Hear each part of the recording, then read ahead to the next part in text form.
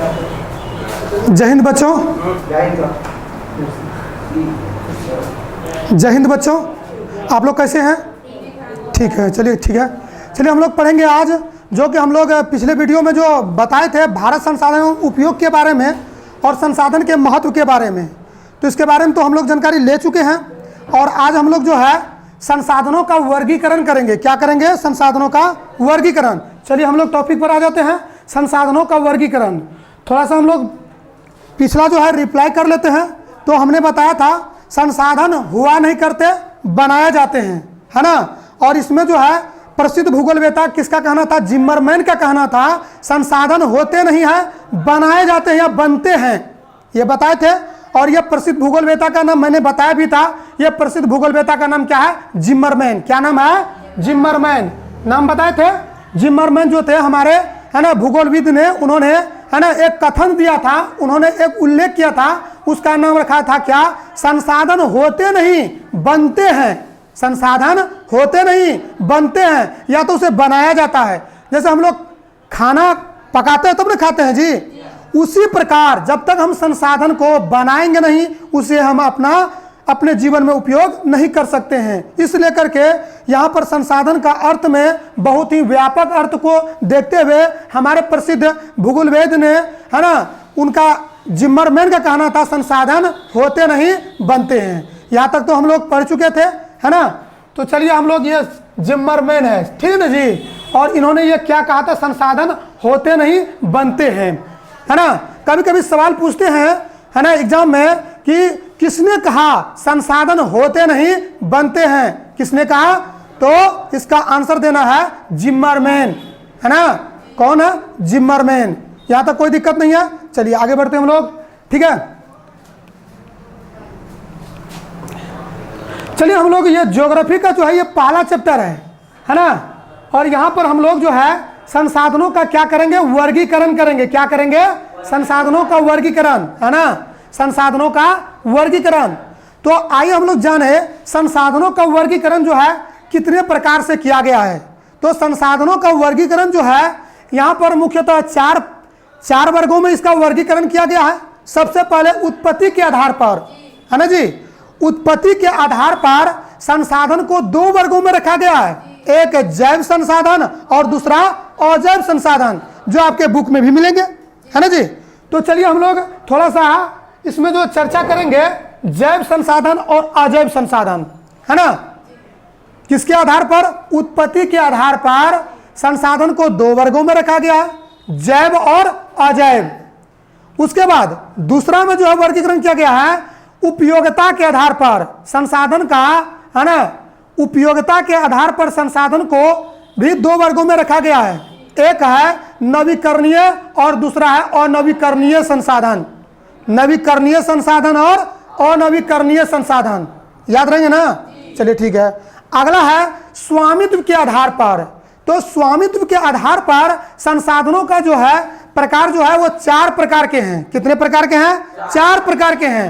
एक है व्यक्तिगत संसाधन, सामुदायिक संसाधन, राष्ट्रीय संसाधन और अंतरराष्ट्रीय संसाधन। याद रहेंगे। स्वामित्व के आधार पर संसाधन को चार वर्गों में बांटा गया है। एक है व्यक्तिगत संसाधन, दूसरा है सामुदायिक संसाधन, तीसरा है राष्ट्रीय संसाधन और चौथा है अंतरराष्ट्रीय संसाधन, ठीक है। तो हम लोग अभी तक जो है संसाधनों का वर्गीकरण में तीन प्रकार से तो मैंने वर्गीकरण कर लिया। एक उत्पत्ति के आधार पर, दूसरा उपयोगिता के आधार पर और तीसरा स्वामित्व के आधार पर, ठीक है ना। चलिए एक नीचे में है आपका विकास की स्थिति के, है ना, विकास की स्थिति के आधार पर। तो विकास की स्थिति के आधार पर संसाधन के कितने प्रकार हैं? तो इसमें जो है विकास की स्थिति के आधार पर संसाधन के भी, है ना, चार प्रकार के हैं। कितने प्रकार के? एक है संभाव्य संसाधन, एक है विकसित संसाधन, एक है भंडार संसाधन और एक है संचित कोष संसाधन। याद रखिएगा, इसमें जो है थोड़ा सा डिटेल्स में जाना पड़ता है ना जी।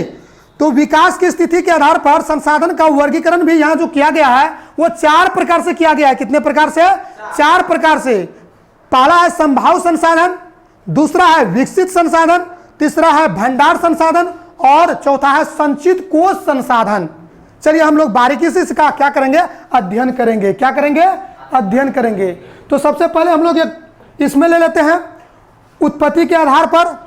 किसके आधार पर, उत्पत्ति के आधार पर, है ना जी। तो उत्पत्ति के आधार पर संसाधन को दो वर्गों में रखा गया है। फिर से मैं बता रहा हूं, जैव संसाधन। अब यह जानना है कि जैव संसाधन क्या है। जितने भी सजीव है, जितने भी जीवधारी हैं, जितने जीव हैं, सभी को जैव संसाधन के अंतर्गत रखा गया है।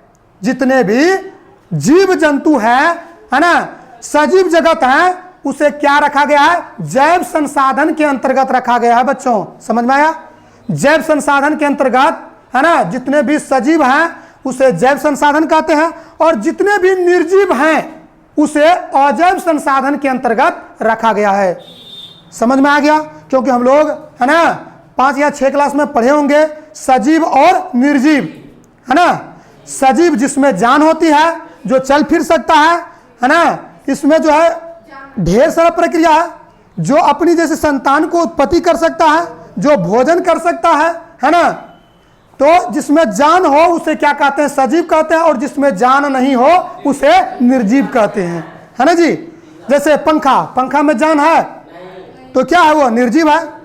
कलम, कलम क्या है, निर्जीव है, ठीक है ना। जैसे हम लोग, आदमी जो है वो क्या है, सजीव है। क्या है, सजीव है ना। मोटरसाइकिल क्या है, निर्जीव है। समझ में आ गया। जितने भी सजीव जगत हैं उसे जैव संसाधन के अंतर्गत रखा गया है, और जितने भी निर्जीव पदार्थ हैं उसे अजैव संसाधन कहते हैं। तो परिभाषा में जैव संसाधन वैसा संसाधन है ना जो सजीव के अंतर्गत आते हैं उसे जैव संसाधन कहते हैं, और जो निर्जीव के अंतर्गत आते हैं उसे अजैव संसाधन कहते हैं। इसे समझने में कोई दिक्कत तो नहीं हुआ। चलिए ठीक है, आगे बढ़ते हम लोग। क्या अब यहां पर है उपयोगिता के आधार पर। किसके आधार पर, उपयोगिता के आधार पर संसाधन के दो प्रकार है। एक है नवीकरणीय संसाधन और दूसरा क्या है, अनवीकरणीय संसाधन। नवीकरणीय संसाधन और अनवीकरणीय संसाधन, है ना। ये देख लीजिए, यहां पर मैंने पिछले वीडियो में बताया था कि संसाधन मुख्यतः दो प्रकार के हैं। एक है प्राकृतिक संसाधन और दूसरा है मानवीय संसाधन या मानव निर्मित संसाधन कह सकते हैं। दो ही प्रकार के हैं। तो ये दो प्रकार के संसाधन है, प्राकृतिक संसाधन और मानवीय संसाधन। लेकिन संसाधनों का जब वर्गीकरण किया गया है ना, तो संसाधनों का वर्गीकरण 4 प्रकार से किया गया था, जो मैंने अभी बताया। उत्पत्ति के आधार पर, है ना, किसके आधार पर, उत्पत्ति के आधार पर, है ना।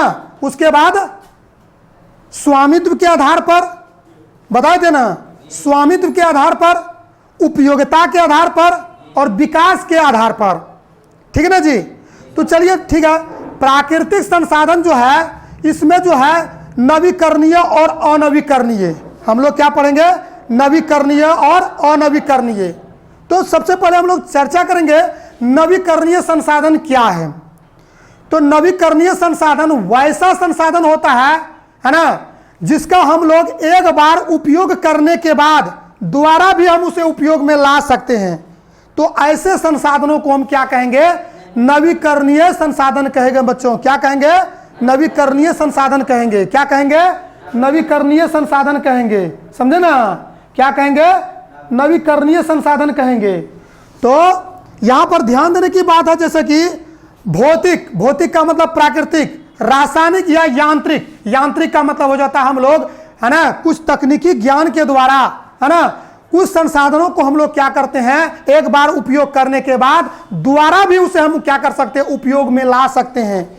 वैसा संसाधन जिसका एक बार उपयोग करने के बाद भौतिक या रासायनिक या यांत्रिक विधि के द्वारा उसे पुनः या फिर से दोबारा हम उसे क्या कर सकते हैं, उपयोग में ला सकते हैं। तो ऐसे संसाधनों को हम क्या कहेंगे बच्चों, नवीकरणीय संसाधन कहेंगे। क्या कहेंगे, नवीकरणीय संसाधन कहेंगे। क्या कहेंगे, नवीकरणीय संसाधन कहेंगे।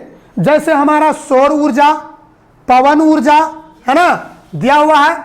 क्या जी, सौर ऊर्जा हो गया, पवन ऊर्जा हो गया, है ना। यहां पर देखिए जल विद्युत, है ना। ये सब वन एवं वन्य प्राणी, ये सब क्या है, नवीकरणीय संसाधन है ना। सौर ऊर्जा, सूर्य से प्राप्त ऊर्जा को हम लोग क्या करते हैं, सोलर प्लेट लगा करके बैटरी को चार्ज कर लेते हैं।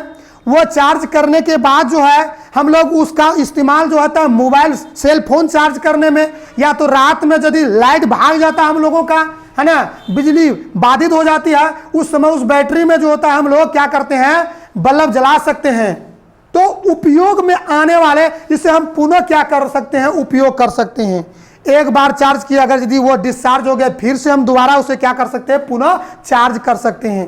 तो इस प्रकार से सौर ऊर्जा जो होता है, पवन ऊर्जा जो है, उसके बाद जल विद्युत जो है, ये सब क्या है, नवीकरणीय संसाधन है। क्या है, नवीकरणीय संसाधन है। चलिए आगे बढ़ते हैं हम लोग। दूसरा है इसका अनवीकरणीय संसाधन। क्या है, अनवीकरणीय संसाधन, वैसा संसाधन, है ना। इसका परिभाषा ऐसे देना है, वैसा संसाधन, है ना, जिसका इस्तेमाल या जिसका उपयोग सिर्फ जीवन में एक ही बार कर सकते हैं, है ना। जिसका इस्तेमाल या उपयोग हम लोग सिर्फ एक बार ही कर सकते हैं, है ना। और इसे बनने में लगभग लाखों करोड़ों वर्ष लग जाते हैं, तब तक हम लोग इस दुनिया से क्या होंगे, चले जाएंगे।